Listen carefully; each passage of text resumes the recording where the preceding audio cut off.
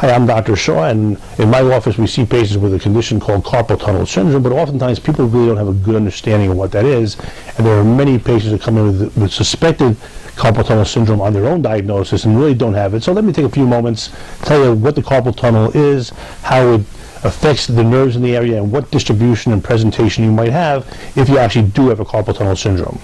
The carpal tunnel is a tunnel formed in the carpal bones of the wrist, which are the wrist bones, and there's 8 of them, and its surrounding ligament, which goes over the wrist like a band.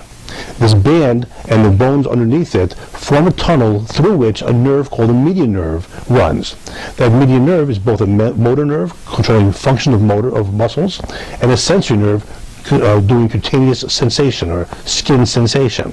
So what happens is, if the carpal tunnel is compromised, and it can be compromised for a number of reasons. It could be a direct blunt trauma. It could be a metabolic disease like diabetes affecting the health of the nerve. It could be bony tumors in the area. It can be ligament hypertrophy or swelling of the ligament. It could be a congenitally small median carpal tunnel. If it's affected in any way, anywhere that nerve goes may be affected, whether it be motor or muscle or sensory and sensation. Now, typically the sensory distribution will be the first 3.5 fingers. Muscle strength would be grip strength type of sensation of strength changes. And people who come in, for example, with pain in these 2 fingers, the 4th and 5th digits, that would not be characteristic of a carpal tunnel syndrome.